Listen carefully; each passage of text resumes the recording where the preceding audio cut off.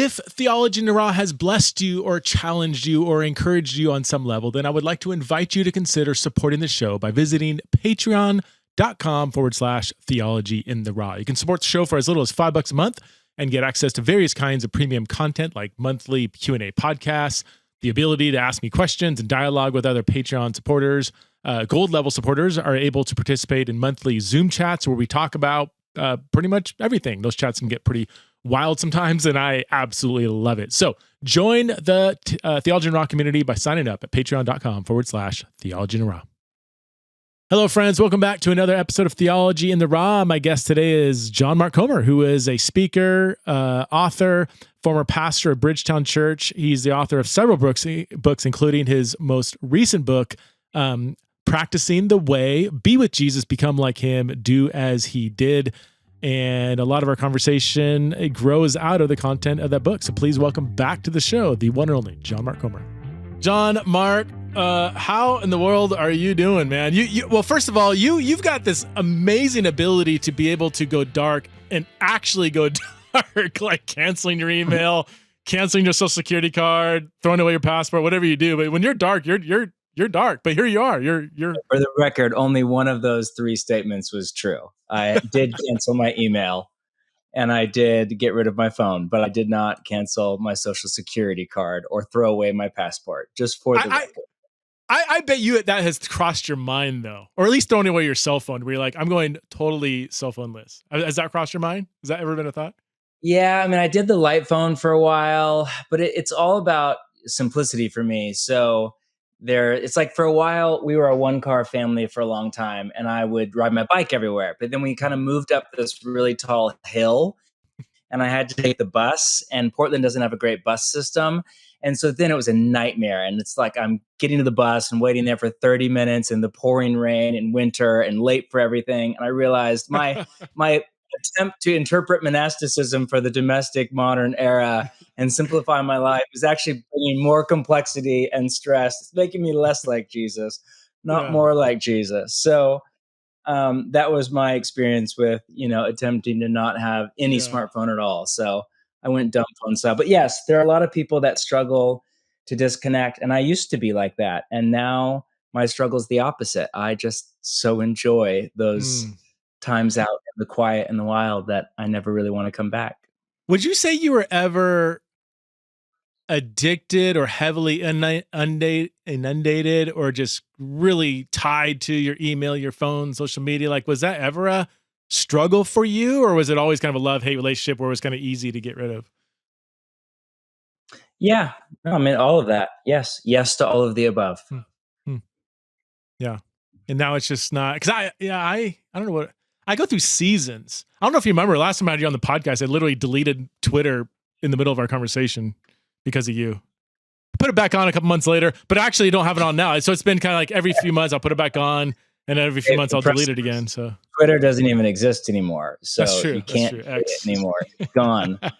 Yeah, I feel like it's kind of like, it's like the elimination diet thing, and I'm not a diet kind of guy, but Whole30 or whatever, where people go through these kind of radical cleanses. Yeah. And then one of the reasons you do it is to realize what foods you're allergic to that are actually causing low energy, lack of health, all sorts of other immune system issues. And then when you attempt to add them back in, often you'll get exhausted, or your skin will break out in a rash, or you'll feel weird all over. And it's your body saying to you, whoa, this is not good for you. This is not working well with your body's, chemistry. And now with that cleanse, you kind of have a more heightened awareness of what it does to you. I don't eat all that healthy, but I'm pretty good about not eating sugar. And so now when I do eat sugar, I just feel like I just had poison. I just have a headache. I'm exhausted because I'm more in touch with my body, and it's built a new normal. So I think like the digital cleanse thing is really important. I think to do that annually, at least, if you could do 30 days or something without much of anything.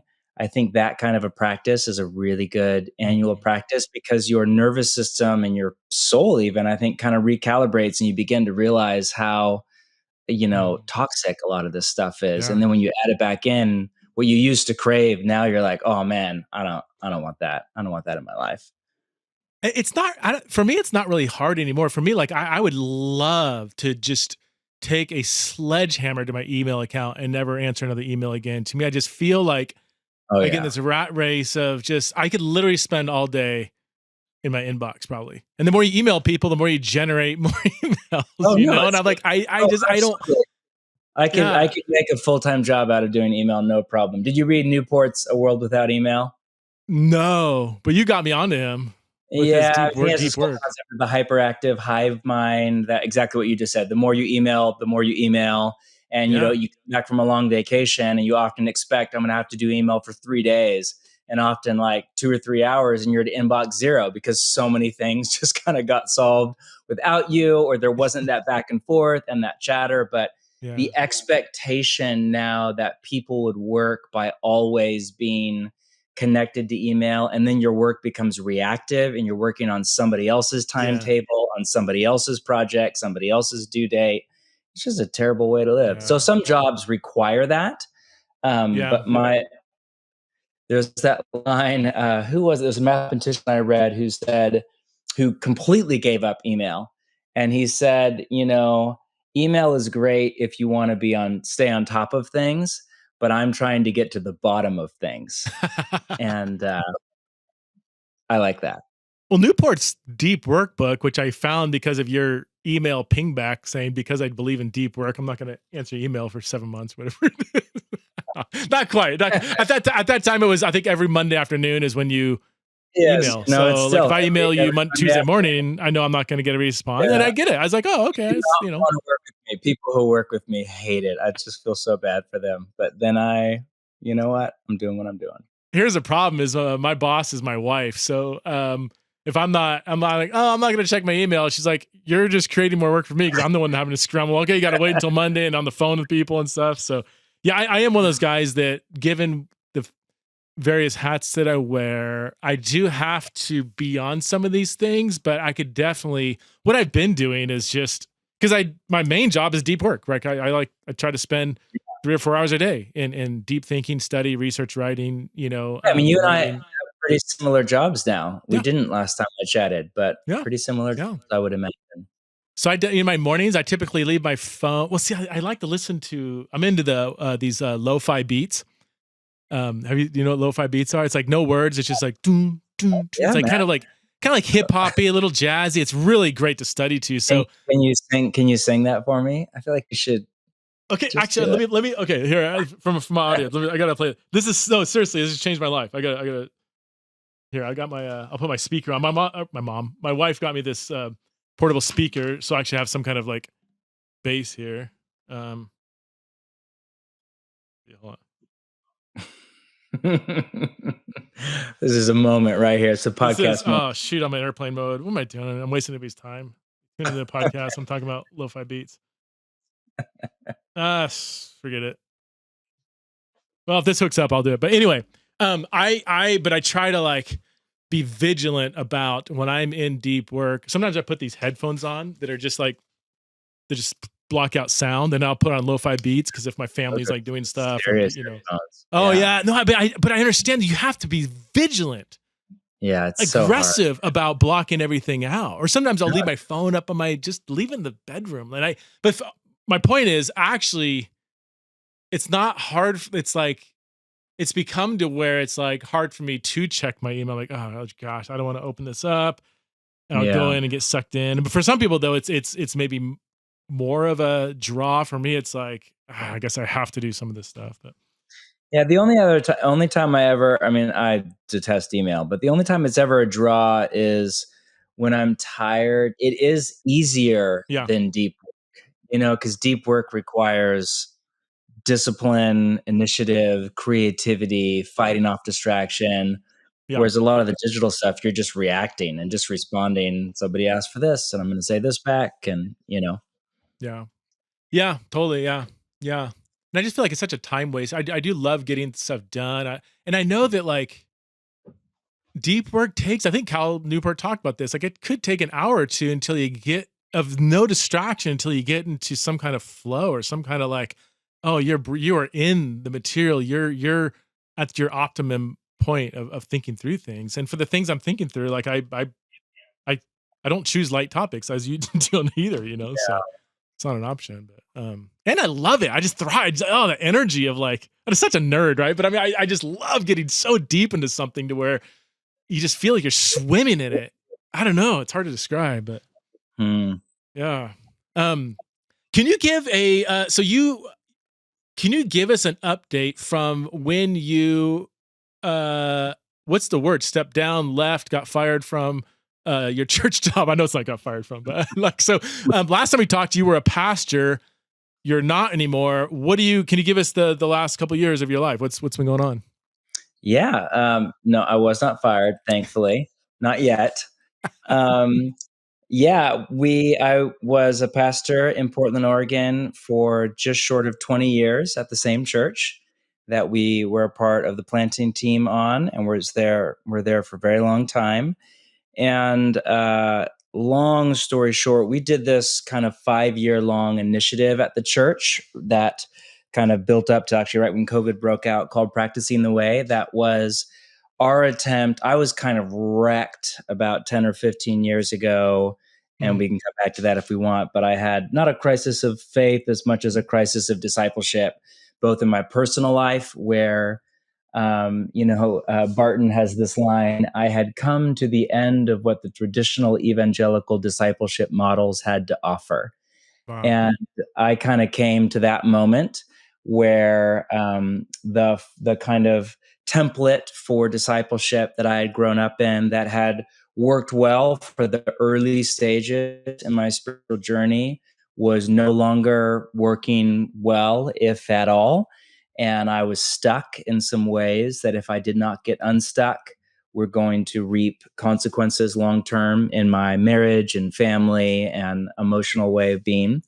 And then on a pastoral level, a crisis as well, where I realized our church was not designed, like most, I think, quasi evangelical churches, whatever that word means anymore.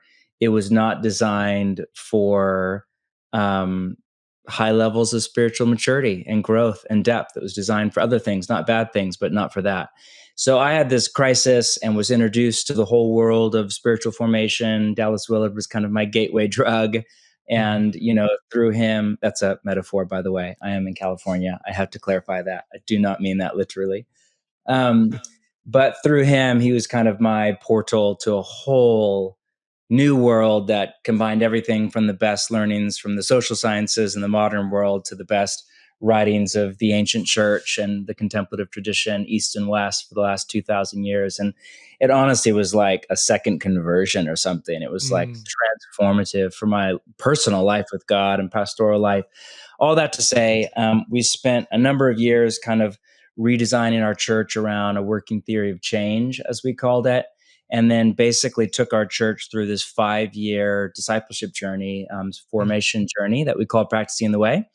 And at the end of it, COVID broke out right as we were kind of nearing the end. And so that was just crisis mode.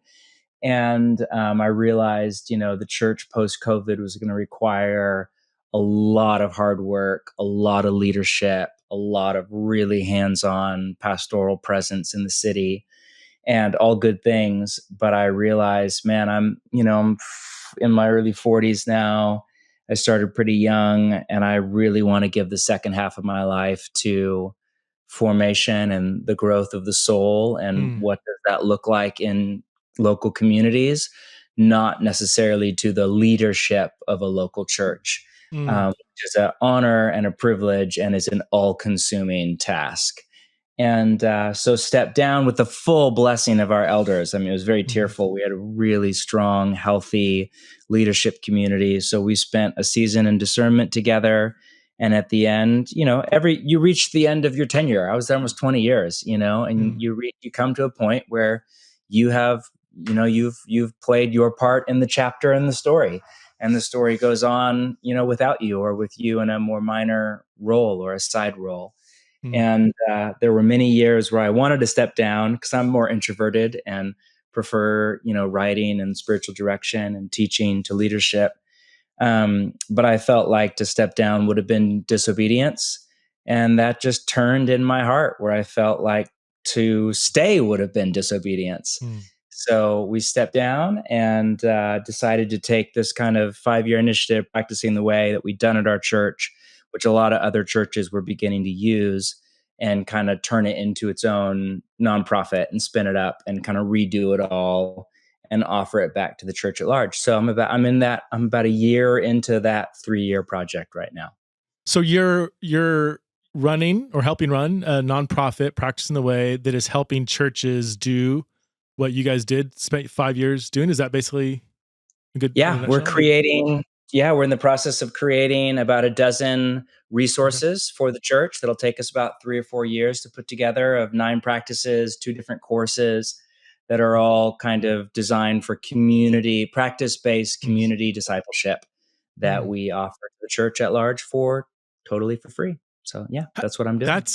That's really, are you, how would you describe your last year then in doing this? Is it exactly what you expected? Is it more? Are there some like hard things about not being a pastor? I'm sure there's like some, maybe. I don't know. Oh yeah. I mean, yes, absolutely. I mean, it was certainly a bit of a freely chosen midlife crisis of, identity at some level. And it's the first time I've not been on staff at a church since I was 19 years old. So, I mean, it's been very disorienting, so part of it I love. It's the first time I've ever had a job that is a good fit for my personality preferences of introversion, and, thinking and reading and writing. And there are other parts of I really miss, serving a community in that way and getting to work toward, fleshing convictions that are deep in your heart in the life of a community. I miss that a lot. So yeah, mixed bag, but I don't regret the decision at all, but I don't think I'm still a bit in transition. I think it takes a while to kind of, move into a new season of life. How's it been for your family? Great. I mean, we moved. That's been really hard, moving with, teenagers, and we were so rooted in community in Portland, and, such deep, meaningful relationships. And it's not like those relationships are gone, but when you move, to another part of the world, they're not there in the same way. So some of it's been great for my family. I'm way more present as a dad. It's really hard to lead well, teach well, and be an emotionally healthy, husband and father, and it's just really hard to nail that trifecta. So I'm way more present to my kids in this season, and that's good. The family's doing well, but man, moving with 3 teenagers after 20 years of place, it's no joke. You're in SoCal, right? Or are you allowed to say, sorry, I just doxed you. Yes. Well, not really. It was a big part of the world. I'm not going to give you my address for the 3 creepers listening, but we live in Toena Canyon, kind of just in the north coastal side of LA. Yeah. Why you're probably 10 miles from where Dallas Willard used to live. I don't know if you know where absolutely his wife's coming over for dinner next week, actually. Shut up. Really? No way. That's awesome. I know. A good friend of mine, when I was living in Simi Valley around the corner from you, good friend of mine owned a construction business, and he actually poured, I think, Dallas's driveway. He knew who Dallas Willard was, but then didn't know that's who he was doing. So he kind of told me what the house was. So, wow. It is hilarious. I mean, Willard is very much my intellectual father, and to just live kind of over the hill from where he spent most of his life, is fascinating. It's just, that's not why I'm here, but it is a fascinating, fascinating turn of events. Why did you choose there, if I can ask? And if there's anything personal I ask, just say, I don't want to say that on the air or whatever. I mean, that's such a simple question with a long, complex answer. Discernment is sometimes really clear and sometimes really not clear. And we were in a very long, slow process of discernment with our community and some mentors in our life. And there were just a number of things, from a crazy prophetic dream I had 5 years ago about moving to this kind of little neighborhood street right around the corner that I'd never heard of. I had to Google it because I had never heard of it in my life. Some opportunities. I will be serving as a teacher in residence at a church in West LA and working with them on a course for new Christians. So there's one course that we want to make that we didn't do at Bridgetown.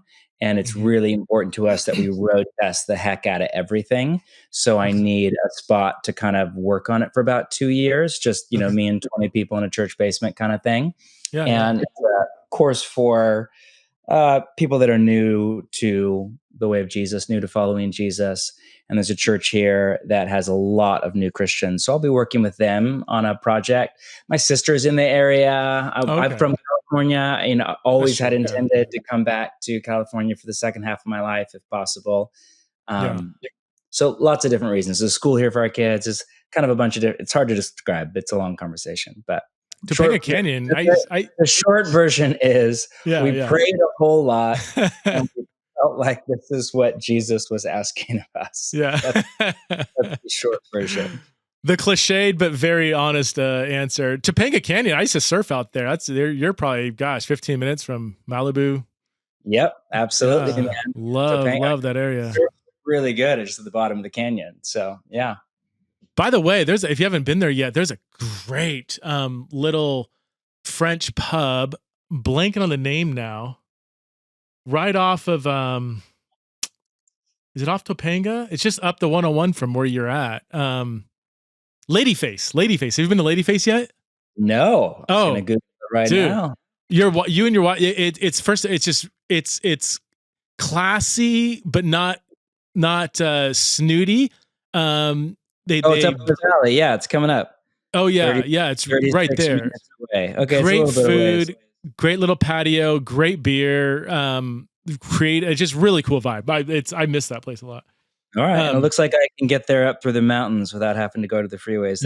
We're pretty high up in the Santa Monica Mountains, and it's pretty special. Yeah, we love the mountains. Man, love that area. Gosh, yeah, we were just over in Simi Valley, but just 20 minutes from you.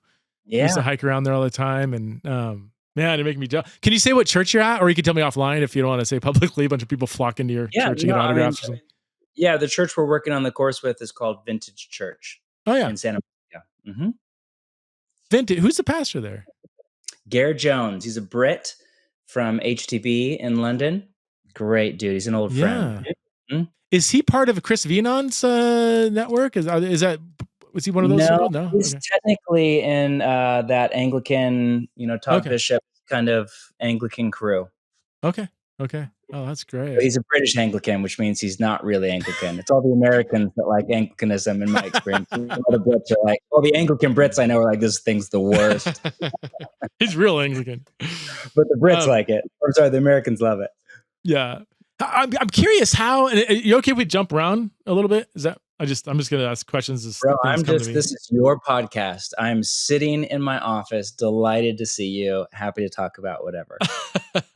Okay. So I found my, hold on a second before we go any further. Here's what I'm talking about right here. Oh, dude. Change your life, dude. Oh yeah, man. Or how about this? Wait. No words. Well, some words, I guess. Dude, that is my basic. I actually light. I've got incense down here. I get gender theory listening to. Oh, dude. I got my light. My basement is totally dark, except I have like 5 lamps just on my stand-up desk. I got my beats going, my incense, and it's. My family has to drag me out of my basement. I love it. Anyway, answer your email. So when you did the 5 years of practicing the way at your church, so when I hear that, I'm like, ooh, pushing people to follow Jesus in the nitty gritty, actually taking their individual spiritual lives to another level. I could see that as not being very popular. I mean, we say we want it, but do we really want, how did that go? Was it well received? Actually well received? Was it hard? Did you lose people? Did you gain people? What did that 5 years look like? Yeah, I mean, all of the above. The strength of our model or how we did it, just meaning, so we faced a pretty significant decision. Do we just keep Sundays going like a traditional kind of church and then do this on the side on like Wednesday night for, much smaller subgroup of people? Or do we try to do it with the whole church? And, the standard wisdom would be, do not do it with the whole church, do it off to the side for all sorts of reasons. And I think I would actually agree with the standard wisdom, but we were just facing the limitations of, we're a young urban church. We didn't have the money to go hire like a separate staff to go run a midweek thing or some kind of church within a church kind of thing. And I really wanted to give my time to it. I wanted to personally, give everything to this. So it was either, do it with the whole church or not do it at all. And so we chose to do it with the whole church. And the strength of our model was we took our entire church on a 5-year intentional spiritual formation journey. The weakness of our model was we took our entire church on a 5-year intentional spiritual formation journey. And it turns out there's a lot of people at church that aren't really at the spot where that's the desire of their heart, or where they are, that's not the next step that's not the next step they want to take. So, the downside to our model, or the upside, and it's all based for success, where we had to change the social contract with our community. And that's very difficult to do. So, by social contract, I just mean there is a kind of mostly unspoken agreement between every member of a community or a church and the leadership of that church that you could call a social contract. That's a sense of, you as the leaders of the church do this, and we as the community members do this. And so, a cynical, and which is not really that helpful, but read on a lot of traditional churches would be, all right, we'll come, we'll give our presence, we'll give some money, we'll maybe volunteer a little. You give us a sermon and a weekly church service and some activities for us to make new friends and something to kind of uplift our heart with Jesus. That's the social contract.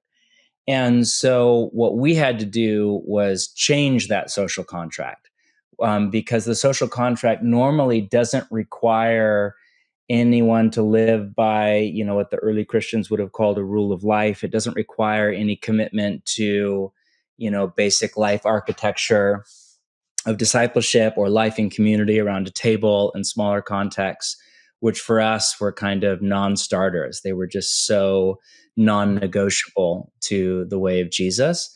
So we had to change that. And that was really hard. At first, the church did get smaller, and it was like a pruning. And, that pruning period is, at least for us, was very much followed by the most fruitful in New Testament language season of church we've ever had. I mean, those last couple of years before COVID, COVID was brutal, but those last couple of years before COVID were just the absolute peak and honor and delight of, 20 something years in ministry. They were such a joy, and hard and messy and all of that, but a delight.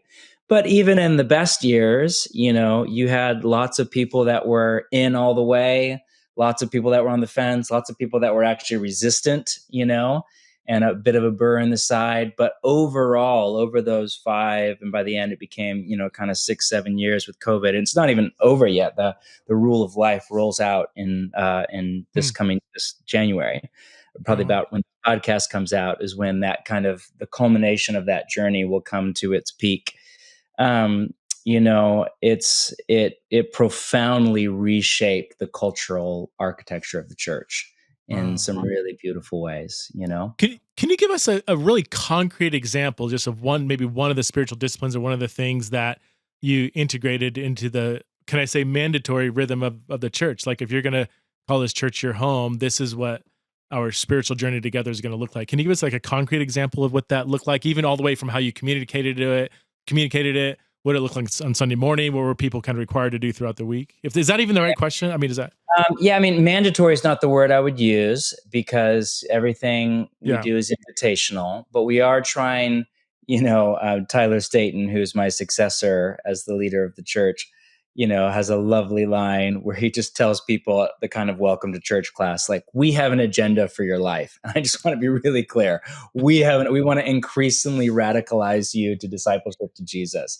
And so if you're not into following Jesus or you're not into serious apprenticeship to him, you are so welcome on our Sunday gatherings. We'd love to have you here wherever you're at, exploring faith.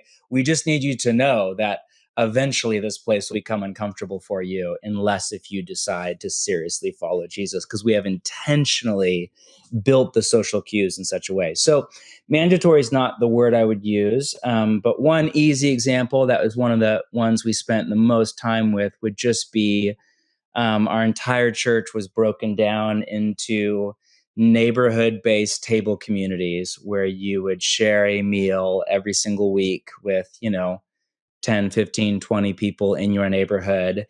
And they were meal-based, neighborhood-based, not preference-based. So you didn't pick based on affinity or, a jogging group or whatever. And they were practice-based. So there was a mix of just family life together, a mix of, serving the poor or whatever on a monthly basis, and then kind of experimentation in practices like, from fasting to Sabbath to whatever. So, and that was driven so deep into the life of the community that, could you attend on a Sunday and not do life in a home community? Yeah, you could. We don't have a way to force that on people, nor would we. Coercion is not a fruit of the Spirit, but that was the cultural architecture. So if you didn't want to do life around a table with a much smaller group of people that is emotionally vulnerable and practice-based, it would have been a not super pleasant place to be, How did you, because that sounds almost identical to what Cornerstone in SEI Valley did 15 years ago, where they basically inverted the entire rhythm of church. Kind of overnight, which we'll come back to that, canceled like women's groups, men's groups, Bible studies. They said, we are going to still gather on Sunday, but your primary church identity is in your neighborhood community. And they even they segmented SEI Valley's 6 miles by 4 miles, and they gridded it and said, all right, here's your square mile. Here's your home group. Here's a house you're going to meet at. Here's a leader, whatever. I've got my own thoughts on that, but I guess my question how did that go? Like, what was looking back? Was that the right move? Was it obviously it was messy? Obviously people didn't like it. Obviously I'm sure I could probably like write in my head some of the emails you got. But was that effective? Maybe is what I'm asking. Like, was that a good move? Or looking back, hindsight, would you have done it exactly the same or almost the same? Yeah, by the end, it was really effective. Early on, it wasn't, when it was just like kind of angry sermonizing from the pulpit about how bad people are for just wanting to come to church. In my younger fiery days, that was mostly ineffective, didn't really work, mostly just made people mad. And, I think any utopian attempts, Bonhoeffer has his great stuff in Life Together after his experience of intentional community about, the wish dream and how dangerous he calls it the wish dream of community, how dangerous idealism is when it comes to the church community. And so, his whole line about how you become the destroyer of the community, once you have this utopian vision in mind. I remember, I know he's a controversial character. I just find him interesting, agree or disagree, but Jordan Peterson saying there's a whole room in his house decorated with Soviet art. And people walk in and just think it's like the creepiest room they've ever been. It's like all these communist posters and paintings. And he bought it all up forever ago. And he said it's there to remind him in the danger of what happens when humans become utopian idealists. Wow. That, if you hear an early communist intellectual, and now it's fascinating to see it coming back. If you hear a leftist intellectual talk about the vision of communism, I mean, it's like, it sounds incredible. It sounds so beautiful. You're like, yes, this is amazing. And in reality, it was the greatest genocide in human history. It was absolutely demonic and violent and evil, because it was an attempt to basically humanly engineer a utopian society without God and without sin and without space for human freedom and brokenness. So I think, that's a crazy extreme example, but often pastors, especially passionate ones, are idealists. And that's part of what makes you a visionary leader. You can't be a visionary leader without an ideal in your mind that you want to aspire to. But the danger to that is you can ramrod people, you can force people, you can coerce people. And Jesus did not do that. He didn't play ball. He didn't give his energies to holding up a system that he didn't believe in. But he would just invite people. And if they said yes, they could follow. And if they said no, he'd walk away. And, he's Jesus. He gets to take some liberties that a local pastor doesn't get to take. But I think there's something to that. So in answer to your question, by the end, it was remarkably effective. And we had 95% of the Sunday, of 95% of people that called our church home were in a home community, which is extraordinary. I mean, for non-pastors, it's really rare for a church to get over 50% of people involved in their home communities or small groups or whatever their model is. And it was really hard at the first part because you were changing the social contract. So if people were just in the church and coming on Sunday and didn't want to be in a home community, or if people were already in some kind of a community setting where they were finding great life and joy, and now we're forcing them to be with 3 random people on their street that they don't even like or have chemistry with, that was really hard. But once the social contract was changed, once the architecture was built out, and ours was very slow. We had some pastors. We put a lot of resources into it, of leadership. We had some amazing pastors overseeing it, and an incredibly, I think, intentional, thoughtful, well-organized model of coaching, pastoring the community leaders, training them, giving them heads up, treating them as the core of our church that, took us many years of trial and error to develop. But I think I'm really proud of, because I didn't do that work personally, I'm really proud of some of the work that the pastors on our team did and our staff did. And by the end, that was just the fabric of the church. You came in and that was what it was for, and people wanted it, or they didn't, or they opted out, self-selected out. And it's not, all of those things, you can't control chemistry and relationship. And sometimes you end up in a living room with people that become your family until you die. And sometimes it's just really awkward and just doesn't work socially. And I just think there has to be room for that. We can't moralize it or sermonize it. We have to have some humility and honesty about how difficult relationships can be. But yes, I would say early on, total failure, middle, hard work, and incredibly healthy and beautiful. I'm curious, what did the pastors, where did you go to your neighborhood group or whatever and lead it, or just follow, or what was your involvement and other pastors? One of the best pieces of advice we got early on, actually not for somebody in the formation world, from somebody that was kind of back in the day doing missional communities really well. And it was Jeff Vanderstelt up in Tacoma, Washington at the time. And he gave us the best piece of advice. He said, people that attempt to kind of rebuild or re-architect their churches, not around Sundays, but not around the stage, but around the table. He said they generally fail for 2 reasons. And he said, 1, they treat it like a sub-department in the church rather than like the actual driving center of the church.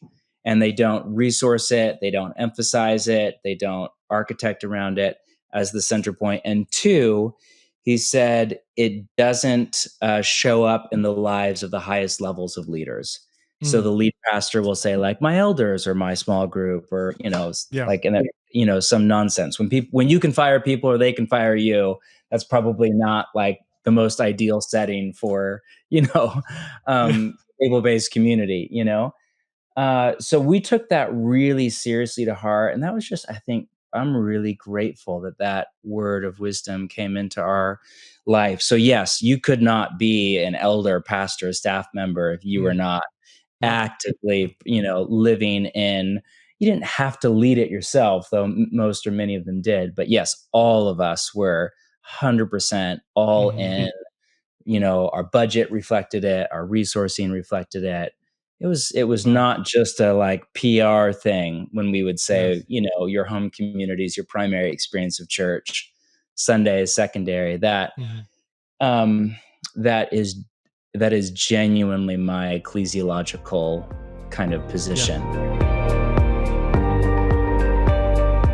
Like many of you, I love feeling energetic and healthy and clear-headed. So this is why I've been taking AG1 consistently for over a year and a half now, and I could truly notice the difference. I have more sustained energy throughout the day, more mental clarity and focus, and I can live with the peace of mind that my overall health is being improved because I'm giving my body all the nutrition that it needs. So AG1 is a foundational nutrition supplement that supports your body's universal needs like gut health, stress management, and immune support, among many other things. Since 2010, AG1 has led the future of foundational nutrition by continuously refining their formula to create a smarter, better way to elevate your baseline health. And even though I try to eat as healthy as I can, unless I'm at the movie theater, in which case I way too much popcorn with an insane amount of butter. In any case, even for healthy eaters like myself, it's very difficult to give your body all the nutrition that it needs without adding some kind of nutritional supplement to your daily routine. I used to take all kinds of pills and vitamins and green powders and all that stuff, but now with AG1, I no longer need a multivitamin or other pills because AG1 is a complete and extremely potent nutritional supplement. So if you want to take ownership of your health, it starts with AG1. Try AG1 and get a free 1-year supply of vitamin D3K2 and 5 free AG1 travel packs with your first purchase. Just go to drinkag1.com/TITR. That's drinkag1.com/TITR. Check it out. For maybe Christian leaders, pastors, or just people going to churches, like, oh yeah, we have small groups too. Yeah, we have a main service and small groups, and looks like you do too. And yeah, we're doing that. Like, how would what you're talking about be different than every other big church that also has small groups? Is it the geographical kind of concentration where you're going to a small group within your vicinity, or is it that just the idea of your identity at church has just been completely inverted to where your Sunday service attendance is almost secondary to your missional neighborhood gathering is primary? Or I'll let you how would you articulate the difference between just having a small group? Well, it's hard to answer that because small groups is a broad category that means different things to different people, So if the kind of very I would say a couple differences would be, one, in most churches I know, small groups are like an optional offering for people that are into it, but the main event is very much Sunday. And not all churches, but I think most churches, it's an option. Like, hey, if you want to get into a small group here, but the senior pastor is probably not in one. They're probably, would be shocked if more than 30 or 40% of the church is in a small group. Secondly, they're often just kind of built around discussing the sermon together and, praying or whatever. Beautiful things. It's wonderful. So another difference for us would be we're all meal based. So it's always a meal because we believe so deeply in eating together. So I am probably an outlier. I don't know that I could speak for Bridgetown. I'm just speaking for myself here. My personal conviction has become that the Lord's, I'm the opposite of Anglican when it comes to the Eucharist, that the Lord's Supper was originally intended to be a full meal around a table. And that it was not a cracker and juice. It was certainly, Ben Witherington's book on how the meal became the Mass and how the love feast of the early church turned into the medieval kind of somber, introspective, cracker and juice dispensed by the priest, where you confess, how that historical kind of change from what you're reading about in Corinthians, where you have the people getting drunk and, people doing like crazy, like whatever's happening there, that's not a cracker and juice, it's a meal. And that imprinted so deeply on me. And I deeply believe, like, for me, I am sacramental in the sense of, like, I believe something happens in the drinking of the wine and the eating of the bread, and that Christ is present in that meal in a special way. But I personally believe that Jesus' intention was for us to be around literal tables with a loaf of bread and a bottle of wine and a meal and life together with a community that and are known by. Confession of sin being audible, verbal to one another, not introspective and privatized, and the spirit being celebratory and grateful, as you see in the Didache and other kind of early writings around the love feast and the Lord's Supper. So that's a big, so eating a meal together in the name of Jesus with a community of people that's your family in Christ, that for me is like crazy high up in the hierarchy of spiritual disciplines. And I guess you would say, you know, in my spirituality, and I mean that in the more academic sense of kind of the set of practices and values and postures that kind of mark how I follow the way of Jesus with my personality and my day and my age and my place in the Christian spirituality. Just like there was a, you know, Lutheran spirituality in the 16th century and a Jesuit spirituality in Spain and a Desert Fathers and Mothers spirituality. It's all the way of Jesus, but expressed in different ways and different times in different places. I think in my spirituality, this is of utmost importance, doing life together around a table, you know? I could tell you've been hanging out with Chris Venon. Yeah, I love Chris. Well, we did a gap year while we were in discernment over where we want to put down roots. So we spent 9 months with them, and we're in a beautiful table community with Chris and a part of their church. And their church is built around Dunbar's principle, which is, you know, the law of 150 is what sociologists call it. So they don't let it get bigger than 150 people. So some really, really beautiful things there that I'm a big fan of. Oh man, that's awesome. Yeah, for those of you who are listening and wondering, I keep bringing up Chris Venon. I did a podcast. I think it was during 2022 or 2020 with Chris Venon, spelled with the W, dude from South Africa, amazing guy, and I think it's titled like "Church Around the Table" or something like that. Anyway, that's that was his fundamental, like, everything grows out from the table. Like that is the centerpiece. The meal together, community, looking at each other, hanging out, eating, drinking, and everything. The rest of church kind of grows from that, you know, but that's not like a periphery thing. Paul has that. I remember teaching through Corinthians forever ago and being so messed up by this little line from Paul when he just said, when you come together to eat. And he's talking about their weekly gathering. And he didn't say when you come together to worship or when you come together to hear a sermon or when you come together to pray. I mean, all things that I think would have, you know, found some place in a Pauline house church. But his one word summary was when you come together to eat. And that messed me up because at the time I was leading a 10,000 person mega church. And I'm like, we're not coming together to eat. We're coming together for other things that are not bad, but wow, is that what Paul had in mind, you know? One of the more powerful things for me when I read about the Lord's Supper in the New Testament is that it was a social class equalizer. There's so much of the gospel, so much in the New Testament that is level social justice, 1,000%. Yes. It is such a huge part of that meal was there's no rich coming early and eating all the good foods and then the poor coming later because they have to work 10 hours a day or whatever. This is the social equalizer. You are all high class, low class, slave, free, whatever, male, female, coming together around this common meal. It was a social class equalizer, which was such a sharp edge to the gospel in the New Testament. It's everywhere. I mean, it's all throughout the Corinthian letters, but it's lingering behind so much of Paul's concern. And I would I wonder how to get back to that. We live in different times now, right? I mean, you know, he lived in a time when 1% owned 90% of the wealth. There was no middle class. 90% of the people were at or below the poverty line. So any neighborhood would have mostly poor people.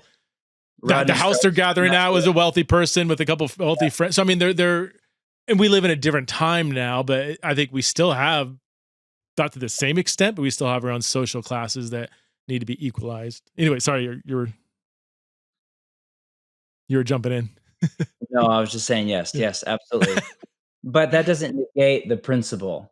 And so I think the question becomes not do we do that, but how do we do that in our day and age? You know, the automobile in particular has messed that up because now we're all and cost of living is so insane, especially in a place like California, that we're all so segregated based on where we live, you know? And so there are real challenges, but that doesn't mean roll over and play dead. Yeah. It's not, do we do it? It's how do we do it? And, and again, that's where utopian thinking is only helpful to get you started, to get you inspired, and not helpful once you're actually trying to do Jesus stuff in community, that's where you have to just grace. I mean, community is a gift. It's not something that we go out and engineer or architect. It's a gift that we receive, even if sometimes it's not the gift we want, Mm-hmm. Confession, whenever you ever bring you on, and I feel like I need to confess to my Protestant priest. What does that say about me? I'm so sorry. Nah, I trust you, man. I love that I can be honest with you, and I respect your wisdom as a pastor. And there's few people I would say, not few people. There are a lot of people I'd have that, but I feel like we're very like-minded. And I have had a not a bad time with small groups, and maybe this is here I'm going to go on a whole model that you're like, we're not doing that kind of thing, but my richest spiritual community times in my life have been completely organic. Just the other day, we just had a random, what's today? Tuesday, Saturday night. We had 10 people over, 2 are musicians, and we ended up singing, we sang a few Coldplay songs and we sang several worship songs. And the guy playing the piano was just so into it. And another guy was singing, and it was just all of a sudden we were just sitting there in the living room, just singing really loud. Like it was worshipful. We had a meal. None of this was planned. My wife just invited a bunch of people. Like, hey, just come over, random people, just random, but that's pretty in our house. We have random people over here and there. And I feel like I've had more rich spiritual / discipleship times in my life when it hasn't been part of some kind of prepackaged small group. Now, I have been to many different kind of small groups, and most of them, and this is nothing against the people, the church, or anything. It's just kind of like it gets to the point to when you get that phone call saying, "Hey, we got to cancel a small group tonight," and I'm like, "Oh, good." I part of it is I don't know what it is. Maybe it's me. It's probably me. I can't put my finger on what it is, but they just haven't been. There's been, again, not that there's been moments. There's been some that for a season, that was good. That was good for my spiritual walk and for other people's spiritual walk, that we were modeling some kind of New Testament community, so there has been, I don't want to whitewash the whole thing, but in general, the way small groups, I'm just not eager to jump into another small group part of it is, if I want to shut down a conversation, I just tell them what I do for a living. That's during the meet and greet time at church. I love it. I actually hate it, but I love, please ask me what I do. Cause I'm going to tell them, they're just going to look at me and then look the other way. And I need to get out of this conversation, And so I just feel like when there's a prepackaged Christian thing to it, people just get all weird sometimes. I don't know. They have to put on their Christian hat, and when we're going to do the 2 songs up front, and who's doing the Bible study. And I don't know. I don't know. I don't know what I'm saying. I love. I thrive, even as an introvert, thrive in that rich, challenging Christian community. I experience God more in community than by myself. Alone, sometimes it's hard, but when I'm around other people, I see the image of God in other people. And I love that. In my anecdotal experience, the sweetest times have been completely organic and not pre-planned. So what's wrong with me, John Mark? Well, lots of things are wrong with you. You're just like lots of things are wrong with me. One thing I appreciate about you, Preston, is I'm a firm believer in what I kind of lovingly call spiritual realism.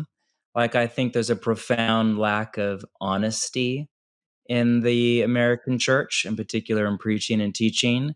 And wherever there's a pride position, that then creates a shame position.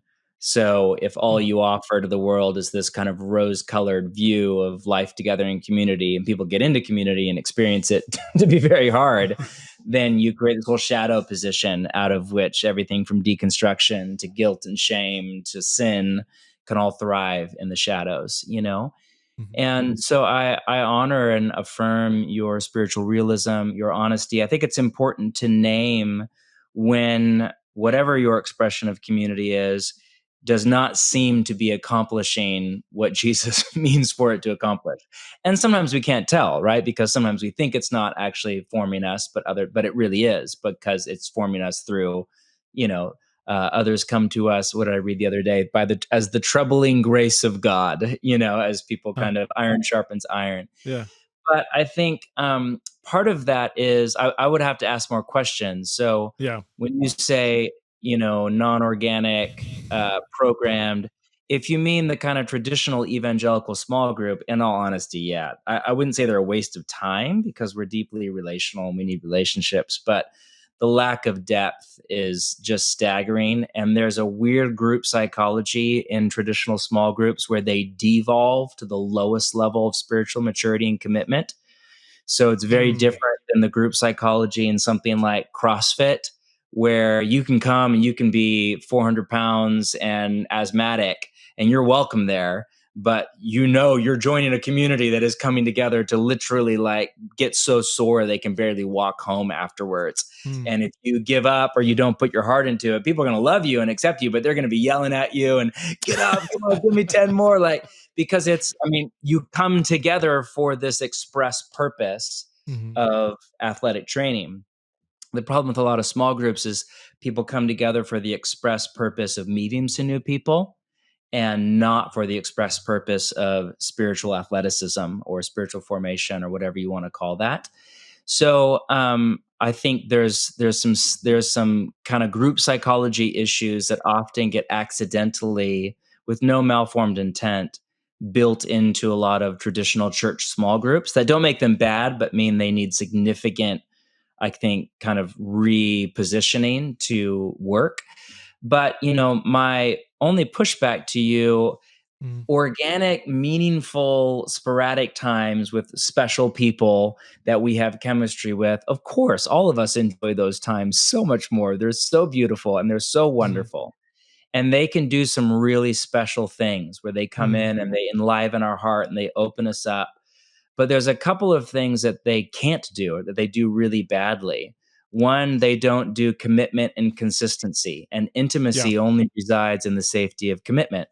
So in my mind, one of the main markers of what makes a community a place that eventually becomes long-term a transformative relational environment is the level of commitment. Are people, and it sometimes is basic things like people showing up every single week, bringing food, helping clean the dishes afterwards, texting you back, praying for you, asking follow-up questions when you're going through hard stuff. That kind of just basic relational community commitment is the foundation that communities in some way you have to have that to travel together. The other thing that's harder to do long-term is have people lovingly speak into your blind spots. So, this is like I get really nervous when I get around when I get around famous Christians and their community are all other famous Christians in other cities that they see at cool events. And they talk a lot about their community. And I just want to say, that's not your community. Those are special friends that are in a weird, vein of the church like you. And that's cool. That's great. It can be helpful to have people that know a little bit what your life is like. But those people don't see how you're treating your teenagers when you're exhausted. They don't see how you're spending your money. They don't see if you overdrink wine on your nights off. You know what I mean? They're not close enough to you and you're on your best behavior. I have friends that I love. I'll see some of them next week. I'm getting together with 5 pastor buddies. I haven't seen them since May. We'll spend 3-4 hours together at my house. It'll be wonderful. And for those 3 and 4 hours, they're probably not going to see the worst part of me. They're probably not going to see me snap at my wife.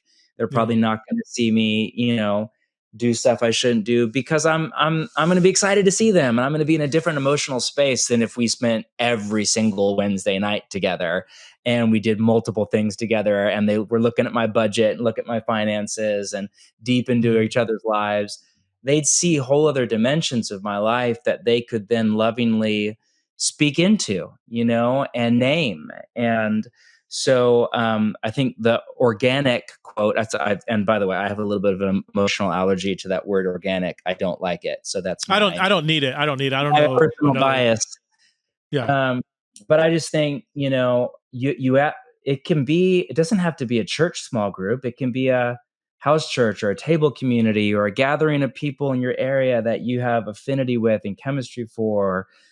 Probably one of our most meaningful runs of community was a Sabbath community where we would do a Sabbath feast together every single week. And that was one of the best seasons of community I was ever in. But it needs to be a group of people that you're in commitment with, that you're in community with, you live by them, you're seeing them, you're doing life together. And there needs to be both confession of sin, where you're voluntarily offering up your brokenness. And there needs to be iron sharpening iron, where you are involuntarily offering up your brokenness, and they get the chance to speak into it and help you see your blind spots and help you grow in self-awareness. So I think it's beautiful you had that experience there, and that's amazing. I would just say, why not do it every week, Yeah. And it'll lose the pizzazz. It'll lose the emotional high. There'll be weeks when you'd rather just, stay home and watch Only Murders in the Building or whatever. But there's the problem. The problem is, then people go through a crisis. And if they haven't done all that non-glamorous, ordinary, boring work of being with other people in community, then all of a sudden they don't have a community around them, And so often we don't realize how much we need community until push comes to shove, Yeah. What? No, I've got no pushback. That's and yeah, the word organic. I don't know. I'm so biased, Preston, and I'm just bleeding. Well, I'm allergic to buzzwords too, and I'm not at all tied to that word. But yeah, no, that's super helpful. What about? So I'm just gonna say it. What if I'm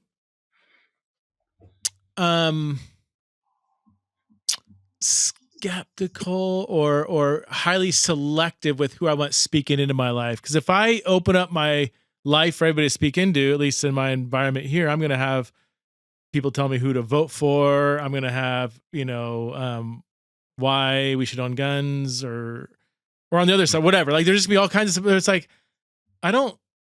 no, you can't speak into my life, or weird views on this or that stuff that I was like, I love you. I will hang out with you, whatever. But like, I don't want your spiritual direction because I don't trust it and believe in it.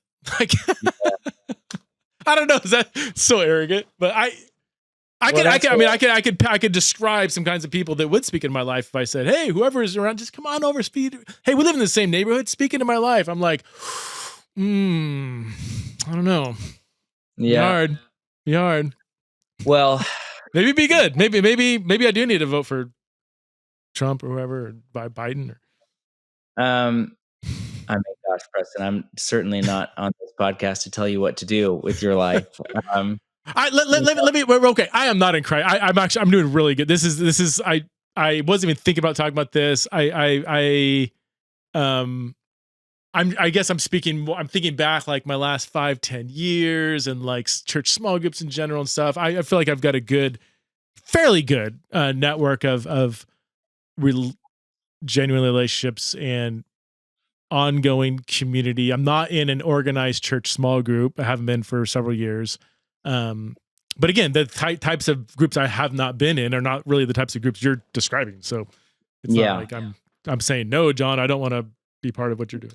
But. Yeah, it sounds like your experience with kind of small groups or house churches, which are just kind of mini church services for some people, is pretty different than I'm talking about, like a community living by a rule of life, doing a weekly meal together, confessing their sins to each other, doing high accountability with each other. Like we did I did up my budget with two of the guys every year, and any purchase over $1,000, we got approval from each other for. We're like trying to do the stuff, man, and practicing Sabbath together. And we'd put our phones together in a box and try to turn our phones off once a week. And, we're just trying to do the stuff, and imperfectly and messily, but we're really trying to do it, The budget. What if you have people have very different views? That I could see that just imploding. Again, if there's certain people I would say, oh no, I think we have a very same, like, I don't like, well, I can give you examples maybe offline, but I there's things that I choose to spend my money on that somebody else wouldn't, and other things that I don't like. I'm almost 50 years old. My wife and I, in my entire lives, have never had a car payment ever. I drive an '89 Suburban that is destroying the ozone, but that's what but then I like to travel, and I like to, and a lot of that gets paid for because I get sky miles and stuff. But like, there's things that so if I had somebody that said, "Hey, do you think you should take that trip to France?" I'm like, well, you're also driving a 2022 with a carpet, like, I don't know if I want you, like, so I don't know. That'd be weird for me, dude. Seriously, that'd be challenging to have somebody speaking. There's certain people I would totally trust with that. I can think of them off the top of my head, but then many people I'm say, I don't know if I would agree with you the way you spend your money, man. Get off my back. Yeah, I think maybe you and I just think about it very differently. I think all of this stuff is high risk, high reward. So the deeper you go in vulnerability with people, whether that's confession of sin, talking about emotional challenges in your marriage or family life, opening your budget and financial decisions to people, the deeper you go in vulnerability, the more risk there is for hurt, for mess, for pain, and the more power there is for transformation. So, the deeper those vulnerability layers go, the more selective and discriminating I am about, and I mean that in the positive sense of the word, the old sense of that word, like about who I would open myself to. And I think there's wisdom to that, being wise as, serpents, like Jesus said, about who you open your vulnerabilities to. Jesus did not certainly open all of his inner life to the whole world. But to the 3 had a special relationship to him that even the 12 did not have, and certainly not the 70 or the 120. But I think the driving question, is, do you, and I know the answer for you is yes, but do you want to be deeply formed over time to become pervaded by the love and the character of Jesus? In which case, if the answer is yes, then that's not going to happen through just listening to cool podcasts like this and reading or writing good books and going to occasional large church services. That is going to require a deeply relational way of being, where there are at least a couple of people that are deep into your shadow and your life and who you are. And so, I didn't do my budget with Matt and whatever each year, and because like I'm just trying to follow some rule, or I wanted somebody to like not let me, buy a piece of furniture I wanted. I did it because I just realized that I live in a gross age of materialism, and the older I get, the more money I'm making, and I could see it destroy my heart and numb my spirit. And I want somebody to actually push me. Most people, as they age, they settle. And so spiritual passion and radicalism that often people feel in their 20s just gets kind of that impulse of the spirit gets kind of deadened and numbed over time, and they kind of settle into just a respectable, nominal Christian life. I want to be, there's something about my heart soars when I'm around certain godly people who are non-judgmental, but who are just holier than I am. And something about, or at least in some area, they are living, whether it's prayer or money or relationship to the poor or they're just living in ways that are more radical than me. My heart soars being around people like that. And I want to find those people because I want them to increasingly radicalize me to Jesus. And when I'm 60, I don't want to be more nominal and boring and American in the adjectival sense. I want to be, becoming, I want theosis, man, in old church language. I want to be getting all Eastern on me. I want Jesus in me and permeating me, and I'm so far from that right now. And so I just don't want to waste my life on superficial relationships. I want to find people that are godlier than me, that will lovingly, just if nothing else, by proximity and way of example will expose my shadow, help me face my sin, be a confessor to love me and forgive me when I do sin, and deepen my radicalization to Jesus, Yeah. And I just, that just requires the mundane, unglamorous work of doing life with other people around the table. I almost said I agree with all that. Let me back up and say I hope I would want to say all of that. I hope anybody that claims to be a Christian listening would say, yes, I either desire that or should desire it, and the aspects I don't desire are on me. I guess to translate that into, I'm sorry, just keep getting hung up on the finance thing.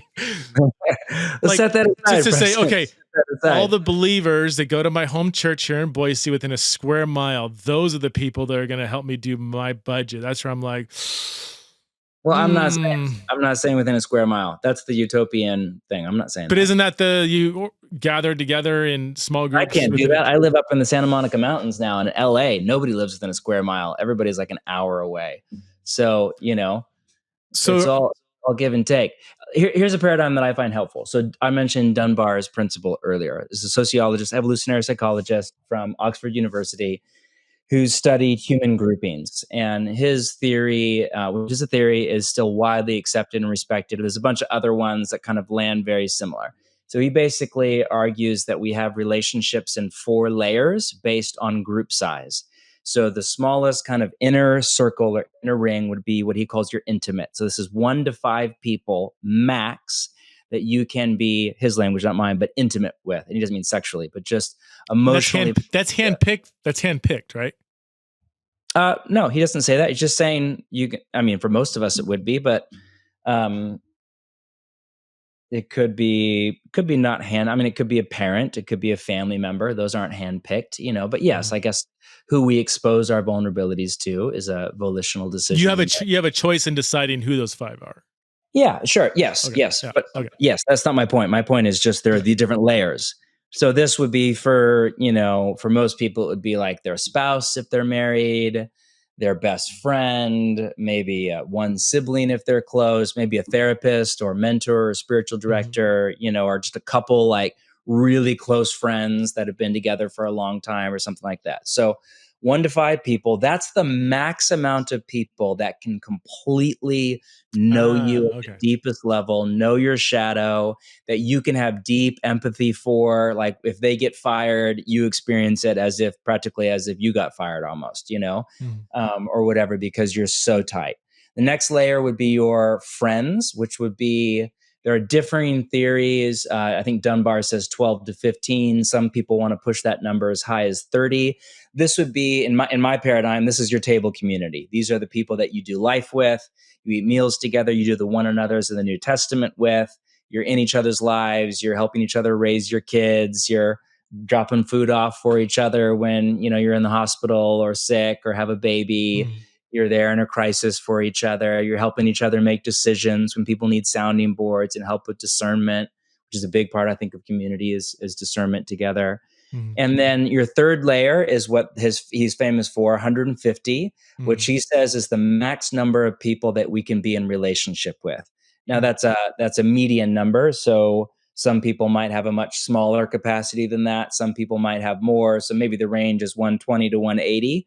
But around 150 people is really the max that any one person can have a relationship with. So, and he also argues it's the optimal organizing side for human dynamics. So if you look at the average village size in much of the indigenous world, much of the developing world today, through kind of medieval villages in Europe, it was all right around 150 people. You look at military units the world over, ancient, modern, Eastern, Western, they all have this kind of unit size. It's kind of the optimal organizing side for communities, which is why Chris has built his whole around Dunbar's principle. We won't let the church get larger than this number for optimization. And then the fourth layer would be like, you can call it whatever you want, but would be like your tribe.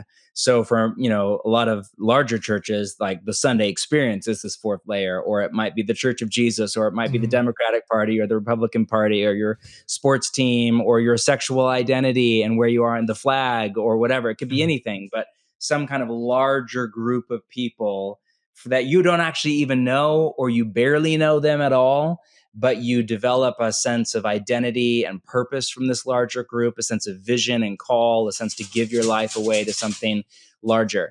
The implications of this kind of 4-part theory, or these 4 rings of relationship, I think for discipleship are really profound, and because we need relationships at all 4 levels. But the greatest, when it comes to formation, like if you really want to be spiritually formed to be more like Jesus, almost all of our deepest change, growth, healing, transformation happens in the first 2 layers. Your 1 to 5 intimates and your 15 or so friends. Like that's where most of the deepest the relational context where most deep change and healing and growth occurs. And so those are 2 layers, whether it's through a small group at your church, or you just start having people over to your house, or you're doing meals together, or you're living by a rule of life together, you're practicing Sabbath together, or you're serving the poor together, or all of the above, or whatever. Those layers, I think, for many people are the missing layers in their experience of church. And because they're the hardest for a church to architect. So a church like Bridgetown can work really hard to try to create spaces for this to happen, but they're really, really hard to socially engineer from the outside. They're much more organic in your language.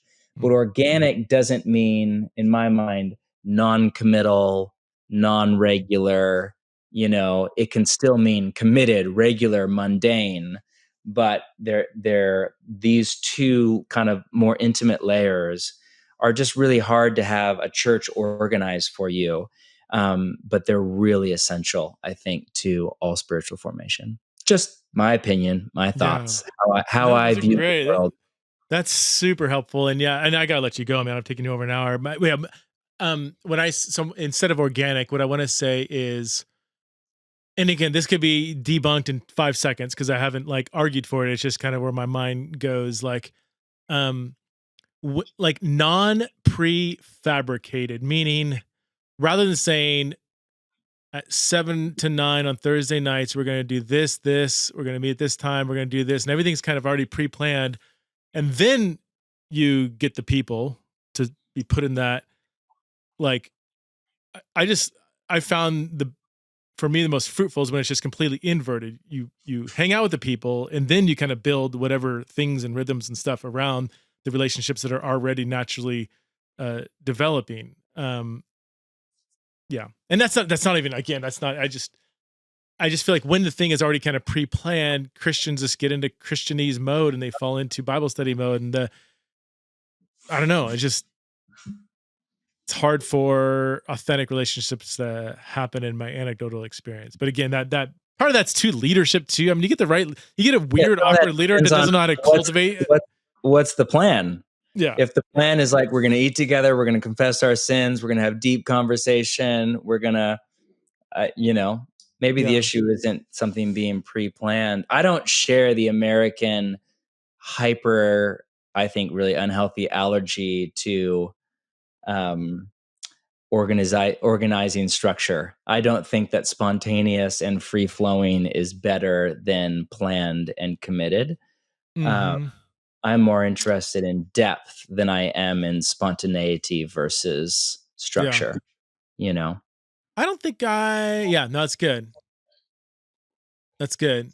I don't think I'm necessarily saying the structures. Yeah, I don't know what I'm saying. I think you're wrestling through good things. If you hear nothing, I'm not trying to be directive at all with you, my dear friend. As your friend, I would say it sounds like you had a really amazing experience very recently with some meaningful people that you love. Well, that's 2 or 3 days a week with a very similar pool of people. So yeah, there is a lot of ongoing sometimes we'll just go play volleyball in the backyard. Sometimes we have, whatever, we'll just eat a meal. Other time, there's one time when we just did this full on, we had like probably 30 people, and we did the most beautiful communion with real bread, real wine. And we did communion. I remember it was a little awkward for people because they didn't plan on it. I just said, hey, we're all believers. We're having a meal. Let's remember the Lord's death. And we did. Preston, it was awesome. What's your Myers-Briggs type? If you don't mind me asking, on live, internet, whatever. I don't know. I don't know what I am. I'm an Enneagram. I'm either a 5-1 or a 9 or salted with a little bit of 3, but not too much anymore. I don't know. I'm thinking more through the theory of Myers-Briggs. Robert Mulholland and others have written beautifully about how our personality preferences are preferences. They're not, biological set in stone. And much of spiritual maturity looks like moving beyond our preferences to places of greater balance, health, maturity, flexibility. Mm-hmm. So for like in the Myers-Briggs theory, like you strike me as a high P, which means are you more spontaneous, more free-flowing, like to kind of keep your options open a little bit more? Maybe, yeah. High J, I'm a super high J, is like very structured, planned, organized. Like if I have a day off, before that day off comes, I like to plan out the day off, like this is how I want to spend this block of time, then I want to do this. Whereas my wife will just wake up on her day off and experience the day as it comes. She's super high P. So there's I'm somewhere in between. Because my marriage at all. My individual identity is so wrapped up in my family, and because I'm a pretty flexible guy, to me it's like whatever the needs are of the day. If my wife just needs a day at home, totally fine being at home. If she needs adventure, let's go on a big hike and kill a bear or something, and it's stuff you say when you live in Idaho. That's amazing. Nobody does that in LA. you gotta meet my wife. Yeah, sure. My point there is, Preston, is the growth curve for me is I'm an introvert, so it's toward other people, and I'm a highly structured person, so it's toward being more free-flowing, spontaneous, accepting interruptions, rolling with the punches, not going according to my plan and being okay with that. Whereas the growth for other people is toward more structure, more commitment, more mundanity, And so we all have our own path to follow toward maturity. And that's why I bring that up. Sometimes move toward the less comfortable and not toward Yep. So introverted, don't move toward introversion, move toward people. Yeah, or both. I mean, you can move toward both. But I just think it's a helpful lens to think about. The problem is when we only think about our spirituality, our way of following Jesus through the lens of preference, then we can often just deepen our narcissism rather than be more freed of it over time. Yeah. So, there's deep desires of our heart for union with God, for transformation that, are below our personality preference desires. Those are the desires we have to get in touch with, because often, not always, but often they are in tension or conflict with our personality preferences. And so that's where we just need to be very, I think, in tune with our deepest desires, which are relational. They're desires for love, desire to be in relationship with God and deep relationships with other people, to become people pervaded by goodness, to become like Jesus. Like for most Christians, like those are genuinely the deepest desires. Yeah. But often our life architecture is not intentionally chosen for those deepest desires to become reality. It's chosen more for us to just live a standard American way of life. Absolutely. And I love the older you get, the more of a challenge that is. Just get tired and comfortable and exhausted, spiritually, mentally, physically. So I love, man. No thank idea you. What you're talking about. No idea. Thank you, John Mark. So I'm going to let you go. The book is Practicing the Way, Be with Jesus, Become Like Him, Do as He Did. A lot of our conversation is somehow related, growing out of, intersecting with that book. So I encourage people to check it out. Practicing the Way with John Mark Comer. Thanks so much, brother. Love you so much. Respect that. I love you, man. I'm so grateful for your work. Recommended one of your books just a couple of days ago. I'm just so grateful for you and love chatting to you.